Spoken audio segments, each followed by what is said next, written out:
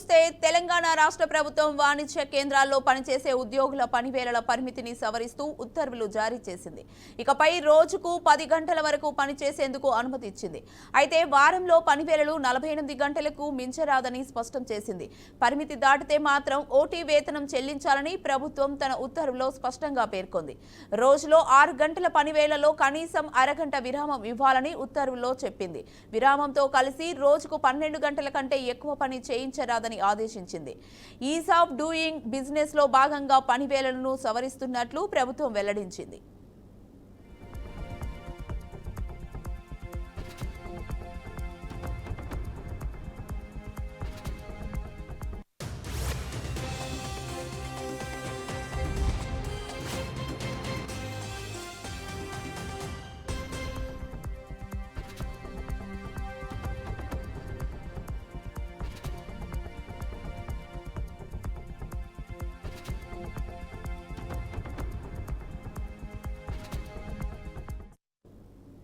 వెమ్లవాడ మాజీ MLA Chennamaneni Ramesh Babu voter list నుండి తొలగింపు ప్రక్రియ ప్రారంభమైంది.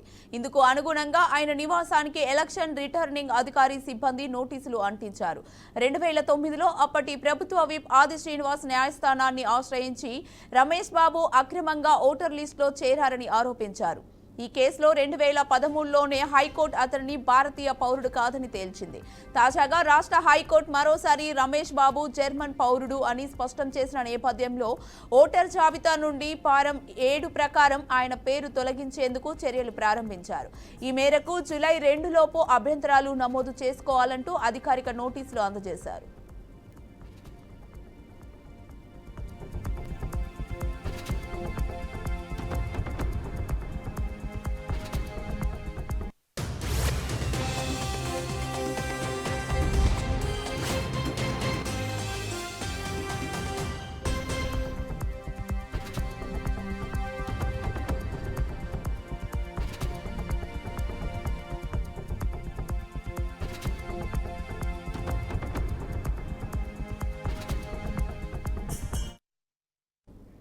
కృష్ణా జిల్లాలో పలు కేసుల్లో సుమారు 4 నెలల విజయవాడ జైల్లో రిమాండ్ ఖైదీగా ఉన్న వల్లభనేని వంశీ ఇటీవల బెయిల్పై విడుదలయ్యారు. 3 రోజుల క్రితం కోర్టు బెయిల్ మంజూరు కావడంతో షరతులపై జైలు బయటకు వచ్చిన వంశీ ప్రస్తుతం ఉంగుటూరులోని తేలప్రోల్లో నివాసం ఉంటున్నారు. వంశీ విడుదలయ్యాక గుడివాడ మాజీ వైసీపీ ఎమ్మెల్యే కొడాలి నాని ఆయన నివాసానికి వెళ్లి పరామర్శించారు. వంశీ ఆరోగ్య పరిస్థితి, కుటుంబ పరిస్థితుల గురించి ఆయన అడిగి తెలుసుకున్నారు.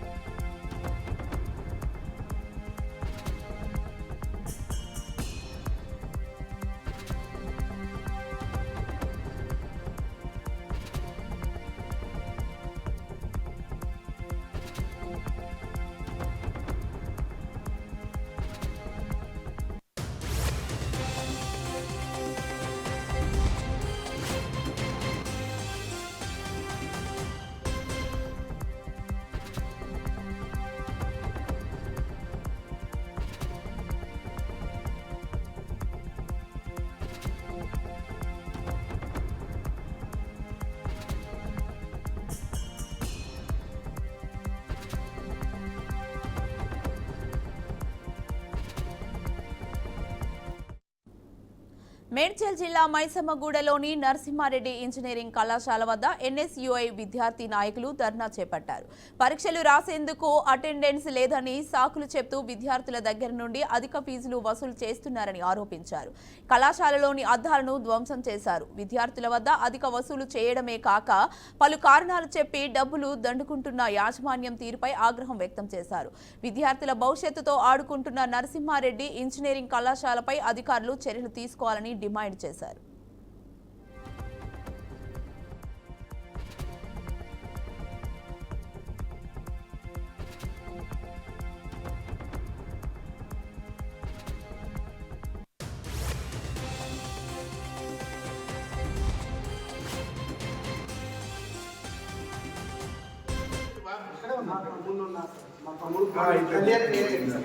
అరే అవన్నీ వాళ్ళకి చెప్పు, వీళ్ళకి చెప్పు.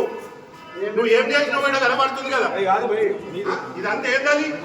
నీ తాత జాగిరా ఇది కొడుక? ఇవన్నీ దండగలు కట్టాలి. నువ్వు ఎవడెవరా నువ్వు ఎట్లా వచ్చినావు లోపలికి గేట్ లోపలికి నాకు ఇంత శాస్త్రం చెప్తున్నావు ఆ మేడం ఈ మేడం అంటున్నావు నా మాట మీరు చేస్తారు మీ మాట కోసం నేను ఆగలేదు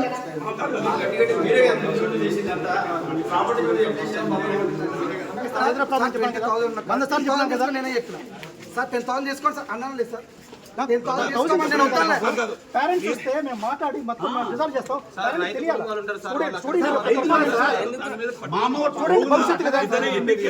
భవిష్యత్తు కదా వచ్చి మాట్లాడినప్పుడు తగ్గిస్తున్నారు. ఊరికి మాట్లాడితే ఒకటే 20,000కి 10,000 తీసుకున్నాను. స్టూడెంట్ అన్నవా తమ్మునివా పేరెంట్ మీ స్టేట్ ప్రెసిడెంట్ చేసినాడు, మీ స్టేట్ సెక్రటరీ చేసినాడు, నీ డిసిగ్నేషన్ ఏంటి, పొజిషన్ ఏంటి, పని చేద్దాం కాదు. నువ్వు ప్రాపర్టీ లాస్ చేసినావు, ఈ కాంట్రాక్షన్ ఇంకోటి మేము ఇదిగానే నడుపుకోలేకపోతే నువ్వేమి చెప్తే నీ కింద మేము నడవాలి.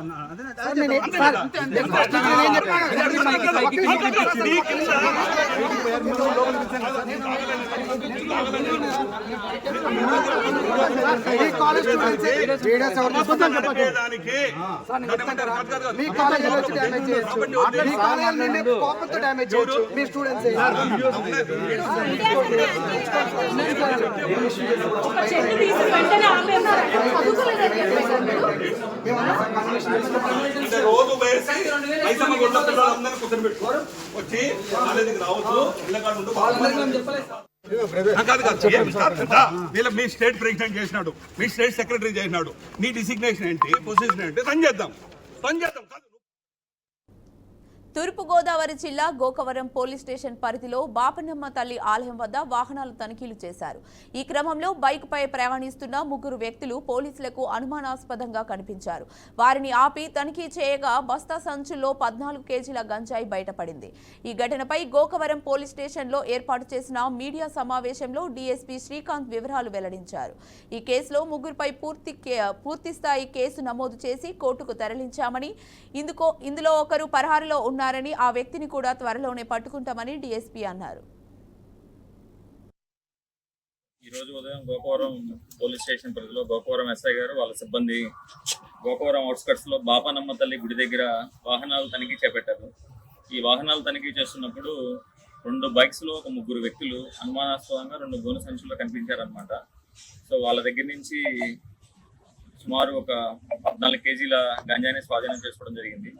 విచారణలో తేలిన అంశాలు ఏంటంటే వీళ్ళు ఈ చుట్టుపక్కల పరిసర ప్రాంతాల్లో ఇంటి ముందు పార్క్ చేసినటువంటి వెహికల్స్ ని, ఖరీదైన స్పోర్ట్స్ వెహికల్స్ ని దొంగతనం చేసి వీటిని ఏజెన్సీ ఏరియాలో గంజాయి మారకం చేస్తున్నారు అనమాట. అంటే ఈ బైక్స్ ఇచ్చి గంజాయిని తెచ్చుకుంటూ ఉంటారు. ఇప్పుడు మనకి పట్టుబడిన గంజాయి సుమారు 14 కేజీలు ఉంది. ఈ 14 కేజీల గంజాయిని కూడా వీళ్ళు సొంతంగా వినియోగించుకోవడానికి కొంత, అలానే ఒక వ్యక్తి అప్స్కాండ్ అయ్యాడు, ఆవుల వంశీ అని, గోకవరం విలేజ్ చెందినవాడు. ఇతని ద్వారా వేరే ప్రాంతాలకు దీన్ని అంటే రిటైల్ గా అమ్మకానికి ఇతను చేస్తూ ఉంటాడు అన్నమాట.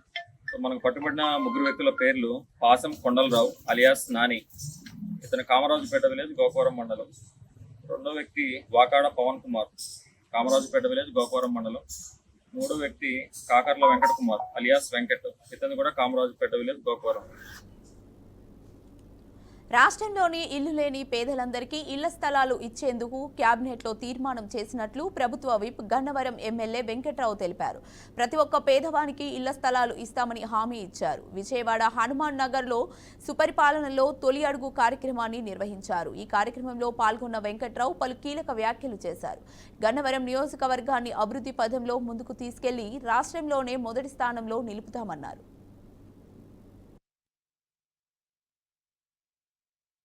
సుపరిపాలన తొలిడుగు కార్యక్రమంలో భాగంగా బాపులపాడు హనుమాన్ నగర్లో ఈ పూట ఇంటింటికి డోర్ టు డోర్ ప్రోగ్రాం చేయడం జరుగుతుంది. అంతకుముందు గతంలో ప్రజల వద్దకు పాలన చంద్రబాబు 95లో ముఖ్యమంత్రి తీసుకొచ్చిన ఆ తర్వాత ప్రభుత్వం అధికారంలో ఉండగా మళ్ళీ డోర్ టు డోర్ కార్యక్రమం పెట్టింది. ఆ రోజున ప్రజల వద్దకు పాలన తర్వాత మళ్ళీ ఇప్పుడే ఈ ప్రభుత్వం అధికారంలో ఉన్నప్పుడు శాసనసభ్యుల్ని, శాసనమండలి సభ్యుల్ని, ఎంపీలని, మంత్రుల్ని, సాక్షాత్తు ముఖ్యమంత్రి సైతం 1వ తారీఖు వాలంటీర్లు పంచిన పెన్షన్ని ముఖ్యమంత్రి దగ్గర నుంచి ఎమ్మెల్యేల వరకు పంచుతున్న పరిస్థితి మీకు తెలిసింది. అలాగే ప్రజా సమస్యల పరిష్కారం కోసం మనం ఈ సంవత్సరంలో ఏం చేస్తాం, రాబోయే కాలంలో ఏం చేయబోతున్నాం, ప్రజల సమస్యలు ఏంటి, ప్రజలకి ప్రభుత్వ పథకాలు అందుతున్నాయా లేదనేది డైరెక్ట్గా వెళ్ళి తెలుసుకునే కార్యక్రమంలో భాగంగానే సుపరిపాలనలో తొలిడు కార్యక్రమం చేయడం జరుగుతుంది. చాలా గ్రీవియన్స్లు బాపులపాడులో అయితే ఇప్పుడు తిరిగిన ఇళ్లలోనే ఒక 20 ఏళ్ళ తిరిగితే దాదాపు 8 మంది ఇళ్ల స్థలాలు అడిగిన పరిస్థితి. ఆన్లైన్ పని చేయట్లేదు కూడా అధికారులు తీసుకోవాలని చెప్తున్నారు. ఆఫ్లైన్లో అప్లికేషన్ అని తీసుకుని ఫిజికల్ అప్లికేషన్ తీసుకోమని చెప్పాం. ముఖ్యమంత్రి గారు కేబినెట్లో ఆమోదించిన పరిస్థితి. 15,000 మందికి ఇళ్ల పట్టాలు ఇస్తారని ఎన్నికలను వాగ్దానం చేశారు. పెద్ద శ్రమ లేకుండానే ముఖ్యమంత్రి గారు కేబినెట్లో దాన్ని తీర్మానం చేశారు కాబట్టి ఇటు పరిస్థితిలో పేద ప్రజలకు ఇంటి రావడం ఖాయం. బట్ కాకపోతే వీళ్ళు అప్లికేషన్ పెట్టుకుని అప్లై చేసి ఉండాల్సిన అవసరం ఉంది. అలాగే మల్లవని పారిశ్రామిక కార్డర్గా తీర్చిదిద్దానని చెప్పి అశోక్లను వెనక్కి తీసుకొస్తానని చెప్పి 15,000 మంది యువతకు ఉద్యోగ ఉపాధి అవకాశాలు కల్పించకపోతే వచ్చే ఎన్నికల్లో ఓటాడని చెప్పారు. దాదాపు ఇప్పటికే 6,500 మందికి ఉద్యోగ ఉపాధి అవకాశాలు కల్పించారు. మీరు బాపులపాడు మల్లవెల్లో 1,500 లోపే ఉన్న ఎంప్లాయీలు 4,690 మంది పనిచేస్తున్న పరిస్థితి. శ్రీ సత్యసాయి జిల్లా మడకశిర ఎమ్మెల్యే రాజు తన నియోజకవర్గంలోని ఆటో డ్రైవర్ల పట్ల దాతృత్వాన్ని చాటుకున్నారు. నియోజకవర్గ వ్యాప్తంగా ఉన్న ఆటో డ్రైవర్లను తన క్యాంపు కార్యాలయంలో సమావేశపరిచి ప్రతి ఆటో డ్రైవర్ ప్రమాద బీమా చేయించుకోవాలని స్పష్టం చేశారు. ఈ ఏడాదికి సంబంధించిన మొదటి బీమాను తన సొంత డబ్బుతో ప్రతి ఆటో డ్రైవర్ పేరుపై చెల్లిస్తానని హామీ ఇచ్చారు. తర్వాతి బీమాను క్రమం తప్పకుండా ప్రతి ఒక్కరూ కొనసాగించుకోవాల్సిందని విజ్ఞప్తి చేశారు. ప్రమాదంలో ఆటో డ్రైవర్కు ఏదైనా అనుకోని సంఘటన జరిగితే ఆ కుటుంబానికి బీమా ఆర్థికంగా ఆసరగా ఉంటుందని ఆయన గుర్తు చేశారు. ఎమ్మెల్యే దాతృత్వం పట్ల ఆటో డ్రైవర్లు కరుత ధ్వనులతో కృతజ్ఞతలు తెలిపారు. 436 రూపాయలు 2 లక్షల వరకు సహజ మరణమైన లేదా ప్రమాదమైన 2 లక్షల వరకు ఆ కుటుంబానికి వస్తుంది. సో ఇలాంటివి 450 రూపాయలు మీకు సమస్య కాదు. మొదటి డబ్బు నేను కడతా, మీ ఆటో వాళ్ళందరికీ నేను కడతా. మొదటి డబ్బు నేను కడతా. నెక్స్ట్ ఇయర్ నుంచి మీరు కట్టుకోండి. 20 రూపాయలు నేనే కడతా, 436 రూపాయలు నేనే కడతా. వీటితో పాటు ప్రభుత్వం నుంచి వచ్చేటువంటి ఏ పథకాలకు మీరు అర్హులో మీరు ఈ ఆఫీస్కి రాండి, లేదా తిప్పేసామని ఇంటికాడికి రండి. మేము ఎస్సీ కార్పొరేషన్లో ఆటోలకి లోన్లు మంజూరైనాయి, వీటిని నేను అప్లై చేసుకుంటానని చెప్పండి, చేయించే బాధ్యత మాది. అలాగే బీసీ కార్పొరేషన్, మైనార్టీ కార్పొరేషన్లో ఇప్పుడు 30-40 లోన్లు ఉన్నాయి మన నియోజకవర్గానికి ఉన్నాయి. సో వీటిని మనం కష్టపడి బతుకుతా ఉన్నాం. దానికి ప్రభుత్వ సపోర్ట్ కొంచెం వస్తే మన కుటుంబాలు ఆర్థికంగా కొంచెం మెరుగుపడడానికి అవకాశం ఉంటుంది. జీవన్ జ్యోతి బీమా యోజన ఉంది, 18 సంవత్సరాలు. గుంటూరు జిల్లాలోని మన్నవ గ్రామ సర్పంచ్ నాగ మల్లేశ్వరరావుపై జరిగిన హత్యాయత్నం కలకలం రేపింది. పులిగల్పిన వ్యక్తిగా ఎమ్మెల్యే నరేంద్ర కుమార్ పైన కేసు నమోదు చేయాలని వైసీపీ ఇన్ఛార్జ్ అంబటి మురళి డిమాండ్ చేశారు. హత్యాయత్నం కేసులో నేరుగా పాల్గొన్న బాబురావుతో పాటు సహకరించిన వారిపై పోలీసులు తక్షణమే చర్యలు తీసుకోవాలని ఆయన అన్నారు. ఈ హత్యాయత్నం ఘటనలో ఎస్ఐ కిరణ్ ముద్దాయిలకు సహకరిస్తున్నారని ఆరోపించారు. ఘటన జరిగిన 25 నిమిషాల వ్యవధిలోనే పోలీసులు అక్కడికి చేరుకొని సీసీటీవీ హార్డ్ డిస్క్ ను తీసుకెళ్లారని తెలిపారు. హార్డ్ డిస్క్ మాయం చేయాలనే ఉద్దేశంతోనే ముద్దాయిల అరెస్టు విషయంలో ఆలస్యం చేస్తున్నారని మండిపడ్డారు. వీడియో వైరల్ కావడంతో గత్యంతరం లేక పోలీసులు ముద్దాయిలను అరెస్టు చేశారని అంబటి మురళి ఆరోపించారు. ఊపిరితిత్తులు బ్లీడింగ్ తోటి గాయాలైపోయి విషమయ పరిస్థితుల్లో ఇప్పుడు ఉన్నాడు అతను. 5 గంటల 5 నిమిషాలకు ఈ సంఘటన జరిగితే 5 గంటల 30 నిమిషాలకు పొన్నూరు రూరల్ పోలీసు వారు వచ్చి ఆ టీ స్టాల్ దగ్గర ఉన్నటువంటి హార్డ్ కాపీని తీసుకుని, హార్డ్ డిస్క్ని తీసుకుని వెళ్ళిపోయారు. ఎందుకయ్యా అంటే అవి సీసీ ఫుటేజెస్లో రికార్డ్ అయినాయి దాంతో. అక్కడి నుంచి ఒక ప్రైవేట్ ఆసుపత్రిలో క్షతగాత్రుని తీసుకుని వచ్చి అక్కడ వదిలేసి వెళ్ళిపోయారు. అతని గట్టి రక్షణ కూడా ఇవ్వలేదు. ధూళిపాళ నరేంద్ర గారి ఆదేశాల మేరకు ఆ హార్డ్ కాపీని తీసుకుని వచ్చి నరేంద్ర గారికి అందజేసే క్రమంలో వారు ఉండారని తెలిసినప్పుడు ఆ టీ స్టాల్ అతను అప్పుడే 2-3కి ఈ సీసీ ఫుటేజెస్ని బయటికి పంపిన దాన్ని అది వైఎస్ఆర్ కాంగ్రెస్ పార్టీ వారికి, సామాన్య ప్రజానీకానికి అందుబాటులోకి తీసుకురావడం జరిగింది. మన్నవ గ్రామ సర్పంచ్ బొనిగెళ్ళ విజ్ఞానవంతమైన సమాజ నిర్మాణమే తమ ప్రభుత్వ లక్ష్యమని ప్రభుత్వ విప్ కాలువ శ్రీనివాసులు అన్నారు. అనంతపురం జిల్లా రాయదుర్గంలోని కృతజ్ఞతాభివందనం కార్యక్రమంలో ఆయన పాల్గొన్నారు. చదువుకునే విద్యార్థులు ఉన్నత ప్రమాణాలతో జాతీయ స్థాయిలో గుర్తింపు అందుకోవాలనే లక్ష్యంతో ప్రభుత్వం కృషి చేస్తుందన్నారు. రాష్ట్రంలో విద్యా వ్యవస్థ మెరుగుపరచడానికి తీవ్రంగా ప్రయత్నిస్తున్నామని ఆయన వెల్లడించారు. నియోజకవర్గంలో 27 ఉన్నత పాఠశాలలు మంజూరయ్యాయని పేర్కొన్నారు. వీటితో పాటు ప్రైమరీ, మోడల్ స్కూల్స్ కూడా మంజూరు చేశారన్నారు.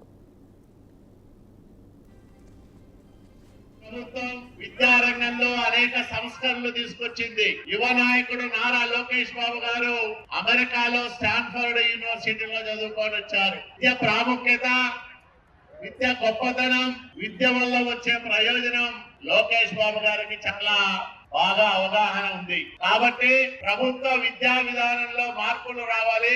ప్రభుత్వ బడుల్లో చదువుకునే పిల్లలు కూడా జాతీయ స్థాయిలో రాణించాలని కలలు కంటున్న నాయకుడు నారా లోకేష్ బాబు గారని మీ అందరికీ నేను మనవి చేస్తా ఉన్నా.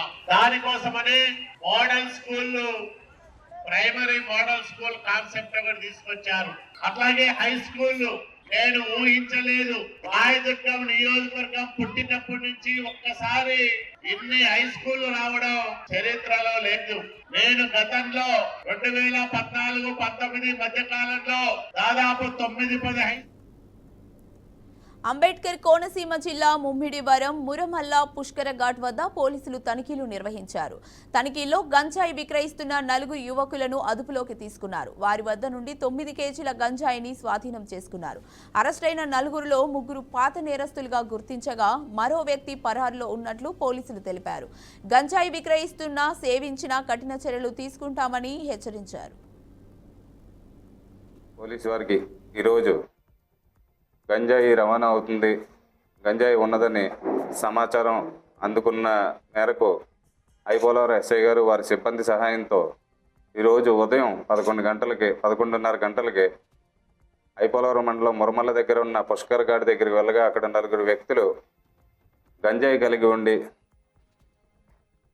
అక్కడ ఉండడంతో ఎస్ఐ గారు రైడ్ చేసి పట్టుకోవడం జరిగింది. వారి దగ్గర నుంచి సుమారు 9 కేజీలు గంజాయి వారి దగ్గర నుంచి స్వాధీనం చేసుకోవడం అయింది. వీళ్ళందరూ కూడా 4 కూడా ఎవరో చదువుకోవట్లేదు. 4లో 2 వచ్చి ఐపోలవరం మండలం మురమల్ల గ్రామానికి చెందినవారు, ఒకలేమో కేసన్ కుర్రు, ఇంకొకరు వచ్చి అల్లవరం మండలం తుమ్మలపల్లి గ్రామానికి చెందిన వాళ్ళు. ఈ 4ని అరెస్ట్ చేయడం అయింది. ఇంకొక వ్యక్తి పరారీలో ఉన్నాడు. అతను కూడా త్వరలోనే పట్టుకుని కోర్టు ముందు ప్రవేశపెడతాం.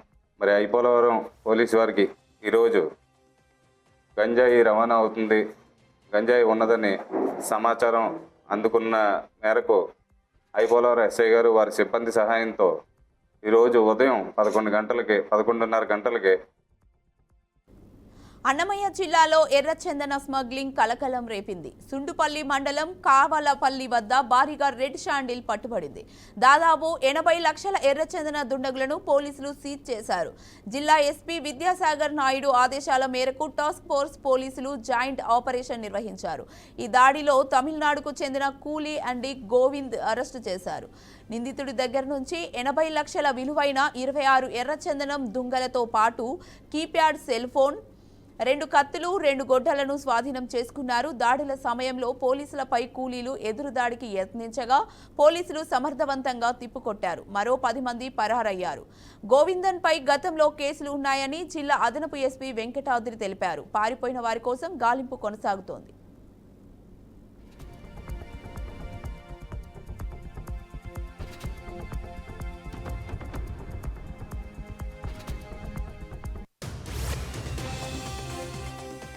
గోవిందన్ అరెస్ట్ చేయడం జరిగింది. అతను చెప్పిన దీని మేరకు 26 ఎర్రచందనం దుంగలు, అది కూడా చాలా మంచి క్వాలిటీ ఉన్నవి, చాలా విలువైనవి కూడా స్వాధీనం చేసుకోవడం జరిగింది. ఇంకా చాలామంది తప్పించుకొని పోవడం జరిగింది. వారి నుంచి కూడా వాళ్ళు అరెస్ట్ చేయడానికి ప్రయత్నం చేస్తున్నారు. ఇతనిపై ఇంతకుముందు కూడా 2017లో అలాగే 2024లో కాజీపేట, దువ్వూరు, మైదుకూరు, కొండపల్లి పోలీస్ స్టేషన్లో ఈ ఆండీ గోవిందన్ పైన 4 కేసులు ఆల్రెడీ ఇటువంటి కేసులు ఉన్నాయి.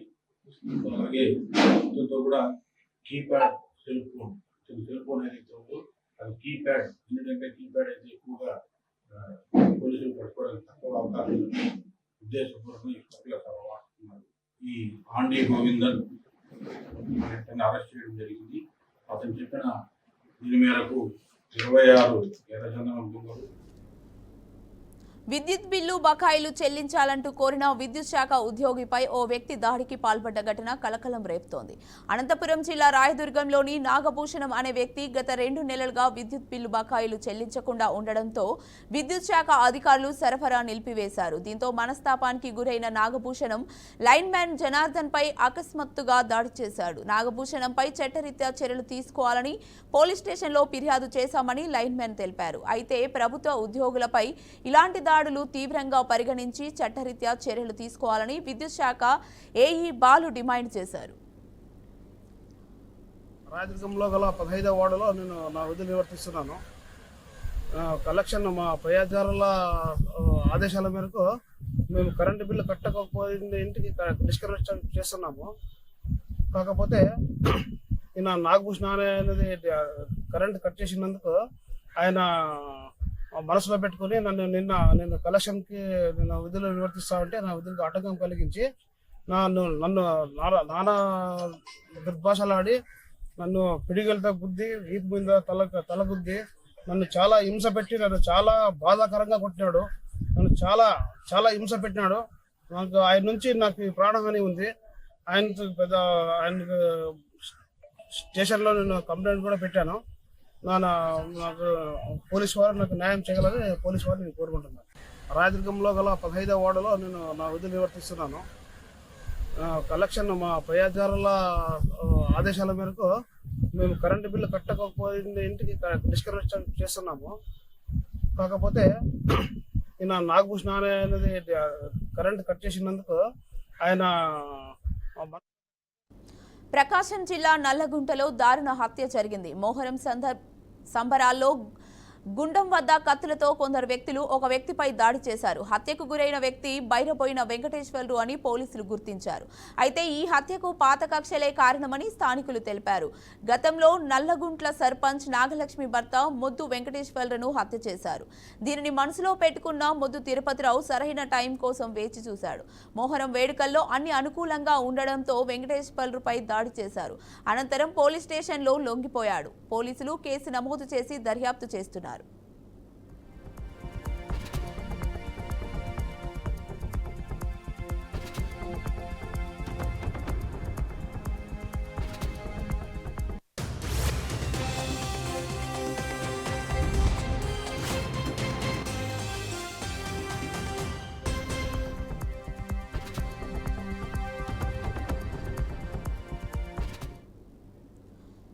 ఓయూలో నిరుద్యోగ జేఏసీ నేత మోతీలాల్ అరెస్ట్ అయ్యారు. ఓయూ ఆర్ట్స్ కళాశాల వద్ద నిరసన వ్యక్తం చేస్తుండగా అరెస్టు చేసినట్లు పోలీసులు తెలిపారు.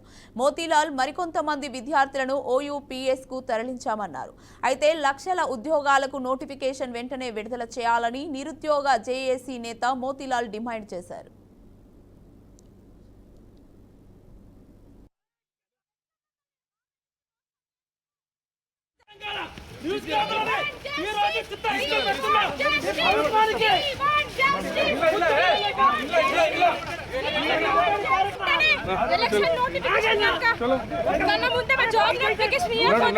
కాంగ్రెస్ పార్టీ అభ్యర్థులు కల్లా పట్టుకొని అడుగుతాం. ఎట్లా మమ్మల్ని హామీలు ఇచ్చి మోసం చేసినావు? ఈరోజు తెలంగాణ నిరుద్యోగ యువత మొత్తం మీ వెంట పడతారు. నువ్వు ఖచ్చితంగా జాబ్ క్యాలెండర్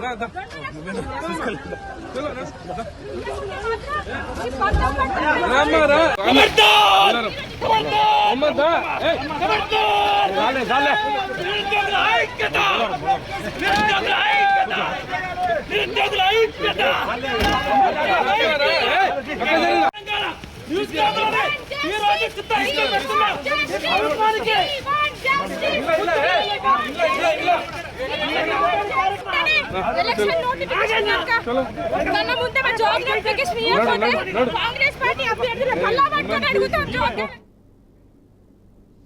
రాష్ట్ర ప్రభుత్వం చేపట్టిన విద్యుత్ రంగ విధానాలకు వ్యతిరేకంగా సిపిఐ నాయకులు అనంతపురం జిల్లాలో పెద్ద ఎత్తున నిరసన తెలిపారు.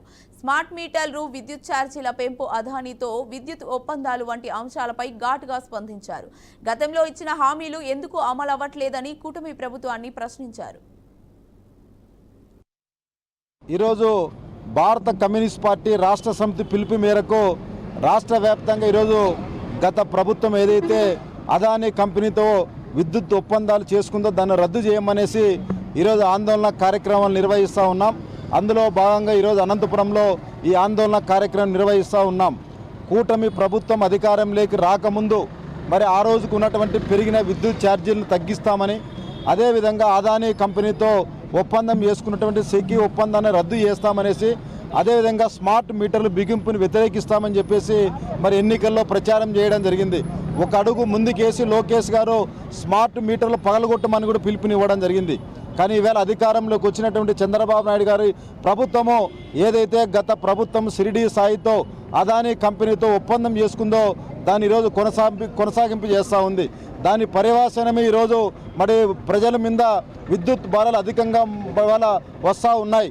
ఈరోజు భారత కమ్యూనిస్ట్ పార్టీ రాష్ట్ర సమితి పిలుపు మేరకు రాష్ట్ర వ్యాప్తంగా ఈరోజు గత ప్రభుత్వం ఏదైతే అదానీ కంపెనీతో విద్యుత్ ఒప్పందాలు చేసుకుందో దాన్ని రద్దు చేయమనేసి ఈరోజు ఆందోళన కార్యక్రమాలు నిర్వహిస్తూ ఉన్నాం. అందులో భాగంగా ఈరోజు అనంతపురంలో ఈ ఆందోళన కార్యక్రమం నిర్వహిస్తూ ఉన్నాం. కూటమి ప్రభుత్వం అధికారంలోకి రాకముందు మరి ఆ రోజుకు ఉన్నటువంటి పెరిగిన విద్యుత్ ఛార్జీలను తగ్గిస్తామని, అదేవిధంగా అదానీ కంపెనీతో ఒప్పందం చేసుకున్నటువంటి సెకీ ఒప్పందాన్ని రద్దు చేస్తామనేసి, అదేవిధంగా స్మార్ట్ మీటర్లు బిగింపుని వ్యతిరేకిస్తామని చెప్పేసి మరి ఎన్నికల్లో ప్రచారం చేయడం జరిగింది. ఒక అడుగు ముందుకేసి లోకేష్ గారు స్మార్ట్ మీటర్లు పగలగొట్టమని కూడా పిలుపునివ్వడం జరిగింది. కానీ ఈవేళ అధికారంలోకి వచ్చినటువంటి చంద్రబాబు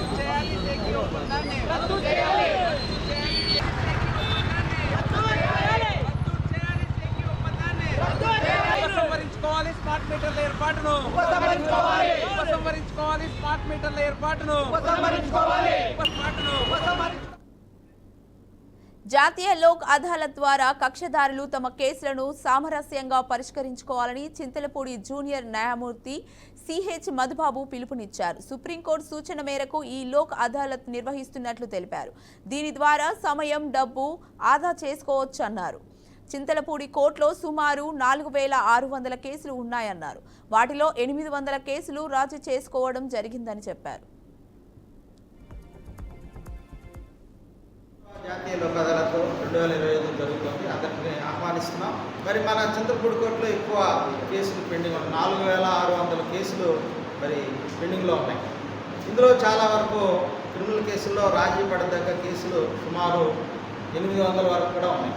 మరి సివిల్ కేసెస్ మీకు అందరికీ తెలిసినట్టుగా అన్నీ కూడా రాజీ చేసుకోగల అవకాశం ఉన్న కేసులు సివిల్ అన్నీ కూడా రాజీ చేసుకోవచ్చు. దేశంలో అనేక కేసులు ఉన్నాయి. మన కోర్టులో కూడా చాలా కేసులు. మరి రాజీ పడటం అనేది ఎంత అవసరమో వారు చెప్పారు. మరి దీన్ని సద్వినియోగం చేసుకోవాల్సిన అవసరం మనకు ఉంటుంది. కాబట్టి అనేక రోజుల నుంచి ప్రచారం చేస్తున్నాం. మరి అందరికీ అందుబాటులో ఫ్రీ సిట్టింగ్స్ కూడా మనం చేసాం. మరి ఆ కక్షిదారులు ఫిజికల్గా అపీర్ అవ్వచ్చు, లేదా హైబ్రిడ్ మోడ్లో అపీర్ అవ్వచ్చు. అంటే ఆన్లైన్ మోడ్, హైబ్రిడ్ మోడ్ అన్ని 3 రకాలుగా కూడా మనం చేస్తాం. ఈరోజు